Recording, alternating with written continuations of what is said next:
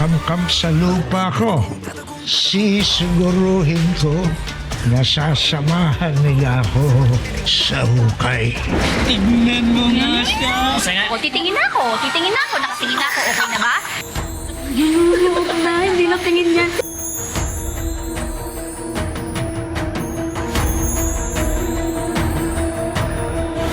Magkaibigan lang kami ni Emerald. Noon at ngayon. Para sa na? Para sa paghatid sa akin pauwi.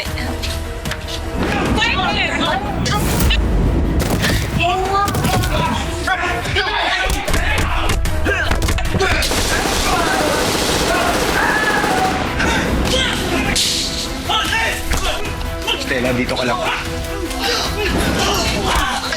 Tama na! Tigil niyo yan! Huwag kang makialam dito, Totoy. Hindi ako ang batas. Pero ipaglalaban ko ang tama. Gusto mo nagkakampihan kami, di ba? Oo. Eto, pagkakampihan ka namin. Ay, hindi yan. Hindi yan. Tubig pala to. Wala ba yung jet? Ano nangyari? Si Totoy pinagkaisa ng mga siga dun.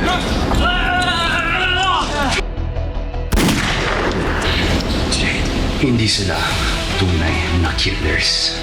If they were, they would have killed me already. Yung kailangan lang natin gawin ay magtulungan para matalo natin yung totoong kalaban. Tama si Totoy. At naniniwala ako na yan ang gustong mangyari ng mga Kastilyo. Na tayo ay magwatak-watak. Dahil pag ganon, kaya nila tayong masira. Magsiway na kayo. Kaya!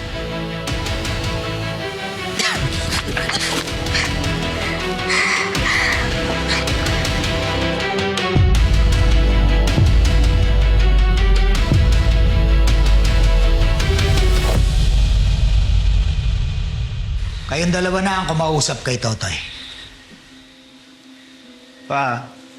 Paano kung hindi siya sumunod sa utos? Paano kung imbis na palayasin ng mga tao, tutulungan pa niya? Pwede sila mismo ang gagamitin natin laban sa kanya. Alam niyo naman na kahinaan ni Totoy ang mga taong gusto niyang protektahan. Kahinaan ba talaga yon? Ang mga mahal sa buhay. You see, para sa akin, that's exactly what makes Totoy as strong as he is. Hindi siya madaling sumuko dahil alam niya sa puso niya kung sino at ano ang ipinaglalaban niya. Sandali nga, Amber. May gusto ka ba kay Totoy, ha?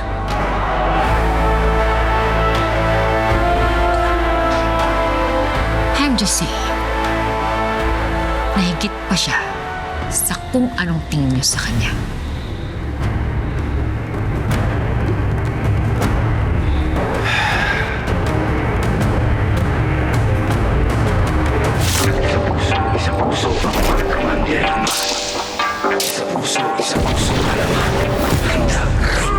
Ilabas sa mga kalasag, huwag kakaragarag humanda kung pumalag. Bakit di mo ba nakikita yung mga nasa laot? Mga palangin na dala-dala yung mga salot.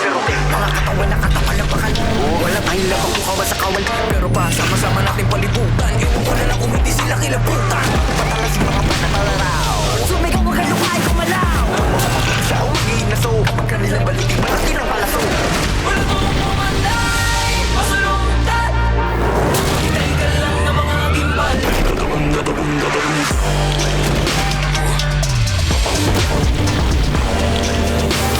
Susunod kayo na mabulong. Dahil puso man dirigma, di papakutsa, di papapuko.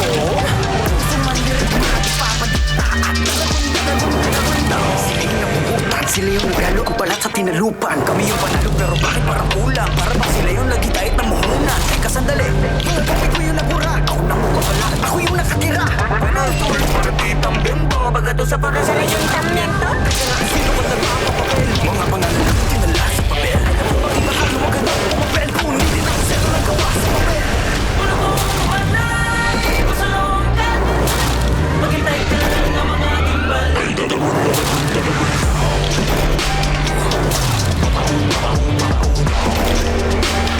Susunod kayo kahit nakapalo. Dahil puso man dirigma, di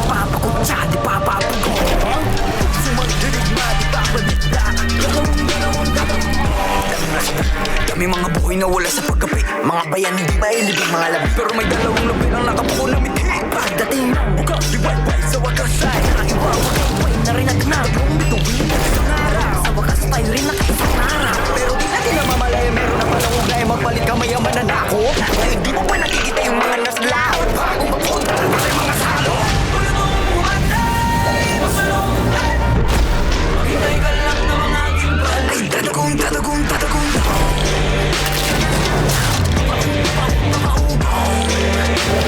Susumigaw ay nakukulong. Sa mandirigma, di pa kaputsa, di pa papugong.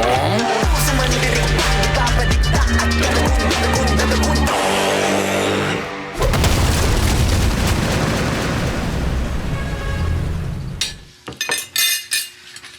Father Nico, pwede po ba magtanong?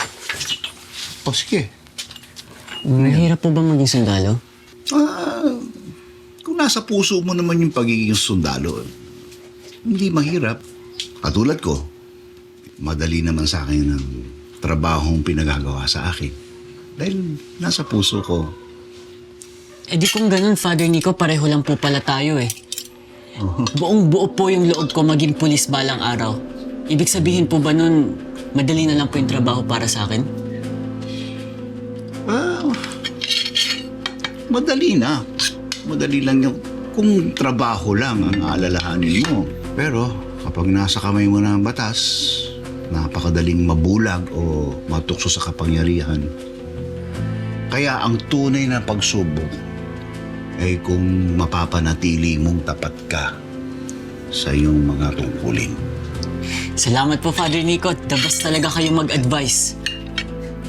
Gaya ng sinabi ni Papa noon, tauhan lang natin si Totoy. Wala siyang pinagkaiba sa mga tauhan nating bayaran.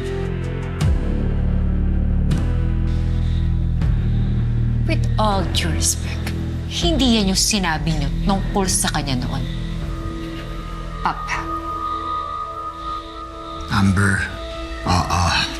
Magaling siya. Nakakaaliw siyang panoorin. Pero kahit paborito ko siyang laruan, yun pa rin ang tingin ko sa kanya. Laruan. Naiintindihan mo, Amber?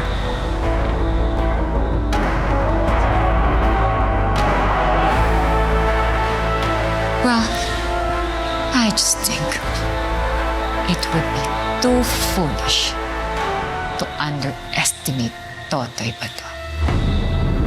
Pero, ano nga ba naman ang alam ko?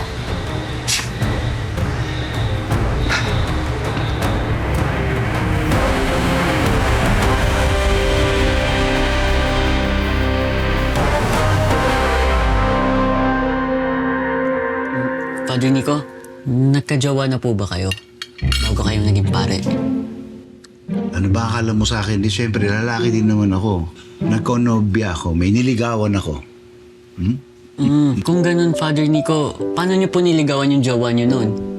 May nagpapatanong lang pong tropa. Sabihin mo sa tropa mo na simple lang ang manligaw. Unang-una, kailangan ipakita niya na mahal niya ang babae. Pangalawa, kailangan din nabigyan niya siya ng oras. Pangatlo, kailangan magaling siyang makinig sa kanyang mga kwento. Kahit na hindi na siya interesado, makikinig pa rin siya. Pang-apat, kapag may problema, kailangan damayan niya ang babae. At sabihin mo rin sa katropa mo, bago siya maging best boyfriend, ay kailangan matuto muna siyang maging best friend. Sige po, Father Nico. The best talaga kayo mag-advise. Sino kaya ang tropa mo?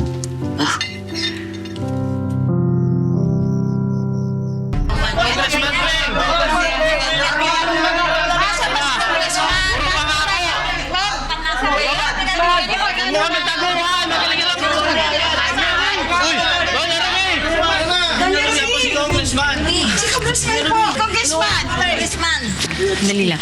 Ano po ba yun? Doña Ruby, tulungan nyo naman po kami. Matagal na kami kumakatok sa opisina ni Congressman Dwayne. Pero lagi siyang wala. Di ba mga kasama? Congressman yan? O pa nga po, wala Walang mangyayari. Napapabayaan niya na kami! Di tulad nung pinangako niya, nung tumatakbo, nangangamban niya pa lang siya! Tama yun! Baby, kailangan namin yung tulong nyo. Yung anak ko, ang tagal na sa ospital. Wala pa lang kwenta yung congressman! Anak ko yun! Yung anak ko na. Ilabas niyo si congressman! Asa na siya? Wala kami ng tulong. Wala! Ano ba nang kailangan nito mga to? Ilakaw ko na yung... Ano ba? Nag-iirot namin palagi sa'yo ka. Ang hirap. Pangako na wala namang matupad. Sandali lang po. Talaga pong mahirap ang buhay ng isang congressman kaya hindi nyo siya madalas makita sa opisina. Pero wag po kayong mag-alala ha. Andito po kami para tulungan kayo. At ito po ay galing sa opisina ni Congressman Dwayne. Maraming salamat. Pila po tayo. Pila na daw. Pira na kayo. Ako sunod dyan, ha? Thank you po. Bayad na ako. Stanley. Ikaw na. Ako sunod yan.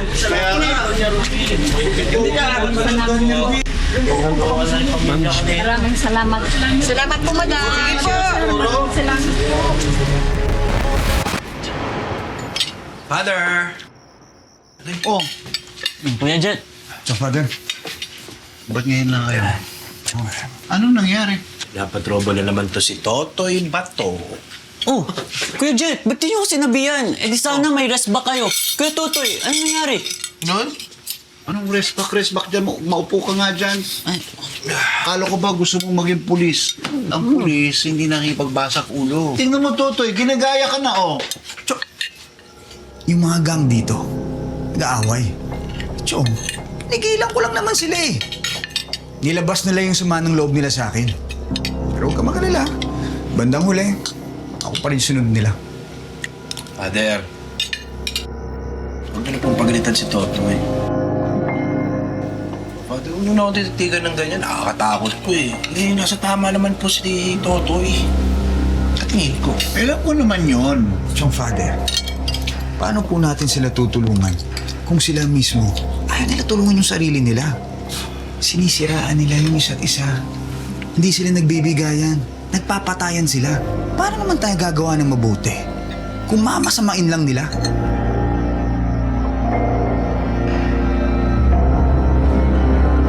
Maraming salamat po. Galing po sa opisina yan ni Congressman Dwayne Perez. Thank you po, Patrick. Salamat po. Sige po. Stanley, okay, napakatahimihin na. Kailangan na natin umalis. Tawagin mo yung tao natin at ilabas mo yung sasakyan. Oo, Tol.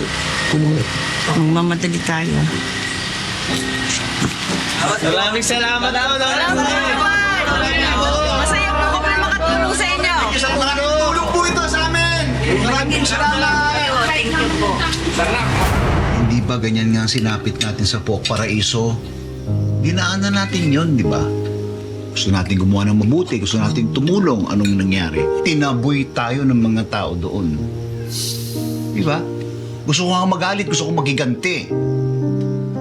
Pero, naalala ko lang kasi nung sinabi ni Jesus, ano yung ginawa niya?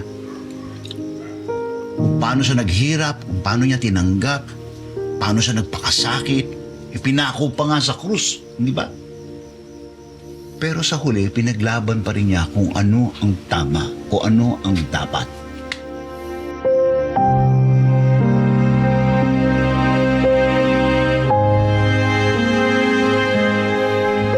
Totoy, Chet, alam ko naman na kung gaano kayo nag-enjoy nung tinuruan ko kayo kung paano gumamit ng kamao.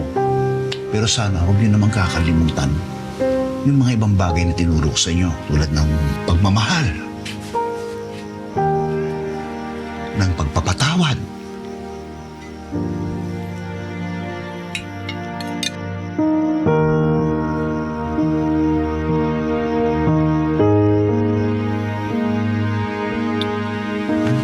Kain na tayo. Bumawa ako ba? Sige na, Sagutin mo, Totoy, please.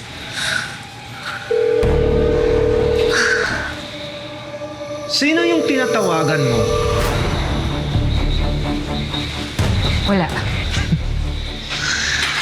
Hindi naman siguro food delivery driver yung tinatawagan mo at this late hour? Let me see. Let me see. Ano ba?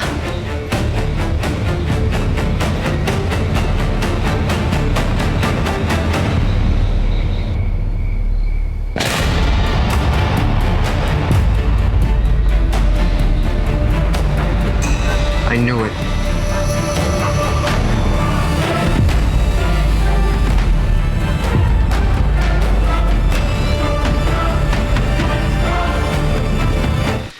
I knew it. Nakontak ko lang siya dahil utos ni Papa. Bakit hindi mo ako sinabihan noon pa? Dahil gusto ko na ako yung mag-take ng lead. Just want to make sure na maging smooth yung pagkuha natin na kay Totoy on our side. Ever since kasi nagka-problema tayo doon sa contract ni Madam Jade, feeling ko wala nang tiwala sa akin si Papa. Can we? Amber? Can we still trust you? Siguraduhin mo na sa pamilya natin pa rin ang loyalty mo, hindi sa kung sinong lalaking pinagnanasaan mo. This month.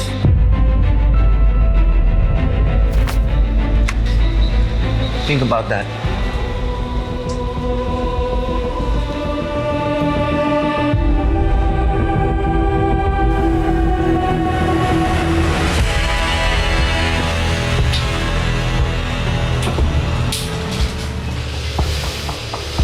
Pwede bang iwan muna kami saglit? Christine?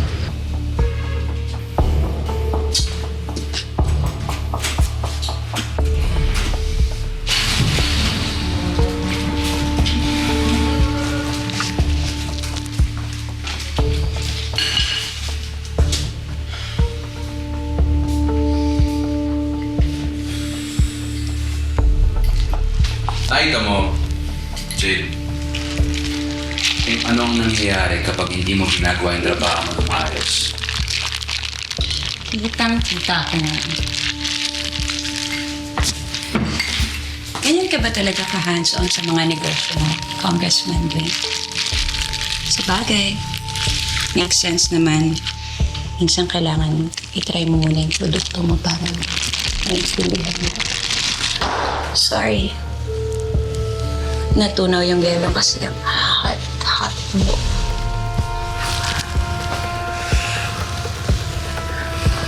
You think you can dominate me?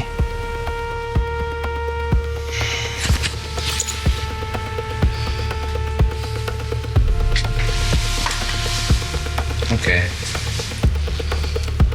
Tignan natin.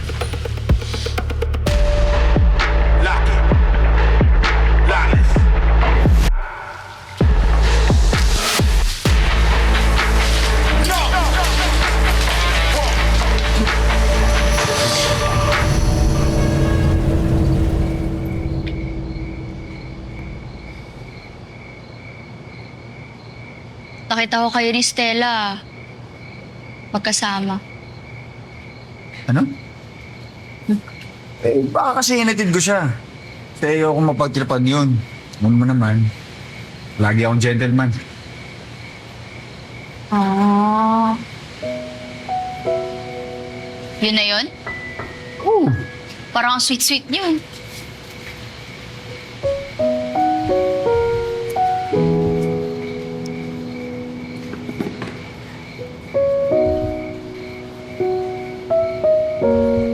Gusto ko siyang maging kaibigan. Dahil matalino siya.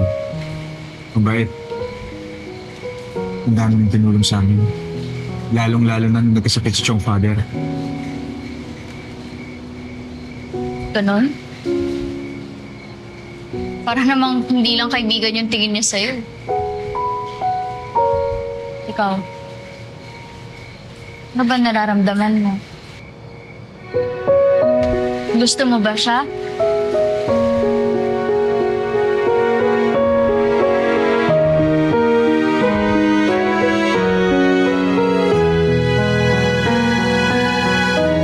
Dito na ako! Woo!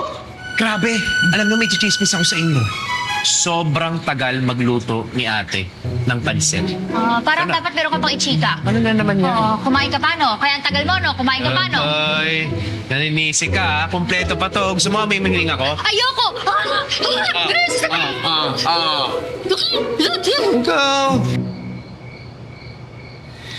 Don Yorme. Si Dwayne nasa loob? Opo.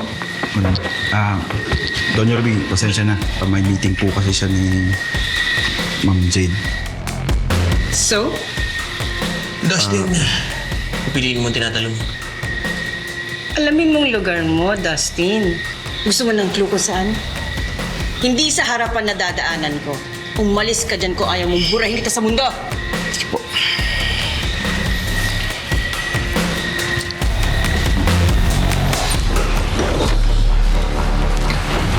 Don't you be sorry.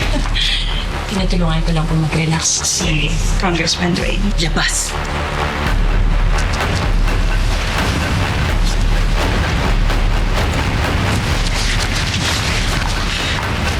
Sana all.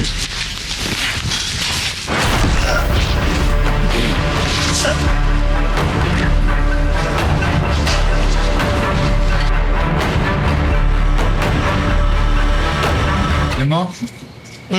Masaya ako. Masaya ako dahil magkakasama tayo ulit. Masaya ako dahil buo tayo. Kahit mahirap yung pinagdadaanan natin si Sitwasyon ngayon sa bagong paraiso.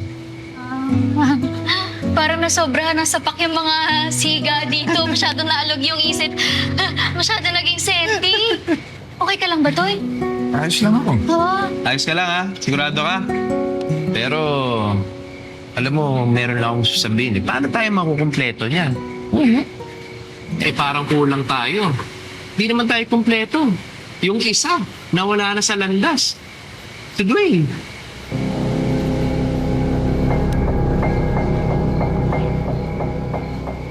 Hindi na ba talaga kayo magkakaayos ni Dwayne, Toy? Total, umamin naman na si Baldo, di ba? Na si Don Silvio talaga yung may pakana ng lahat na nangyari sa Pook Paraiso.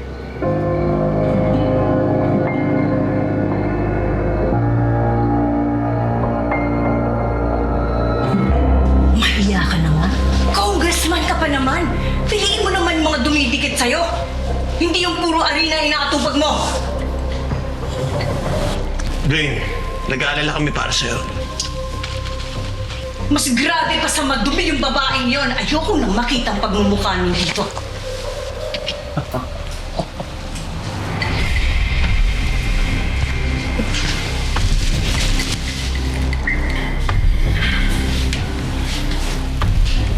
Talaga, Ma.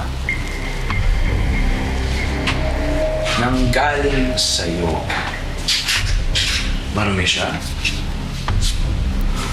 Ha?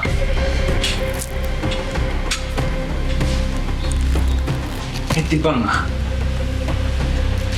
Dati kang